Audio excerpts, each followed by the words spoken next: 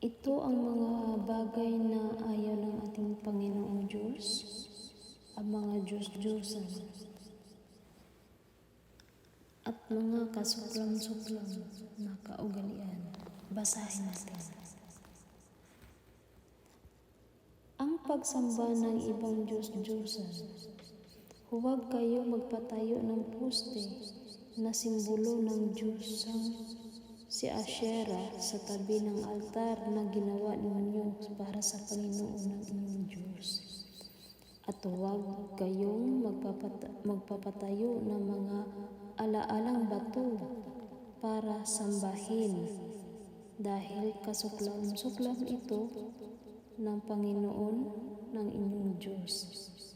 Huwag kayong maghandog sa Panginoon ng inyong Diyos ng baka o tupa na may kapintasan o kapasanan, dahil kasuklam-suklam ito sa Panginoon.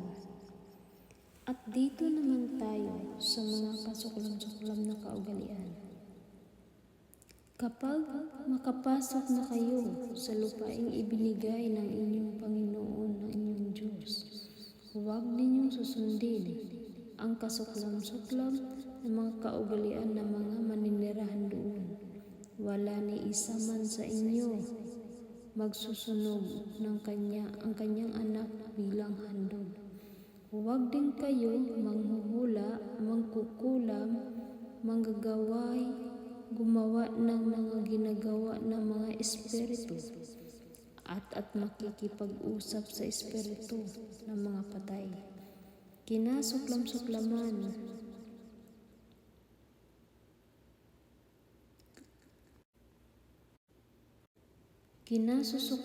ng Panginoon ang sinumang gumawa ng mga bagay na ito.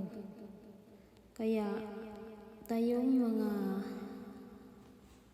mamamayan niya, kailangan natin magbasa ng ating Bible, kasi para malalaman natin kung ano yung mga sinasabi ng Diyos para sa atin. Diba? Kaya tayo guys, matuto tayong magbasa ng Bible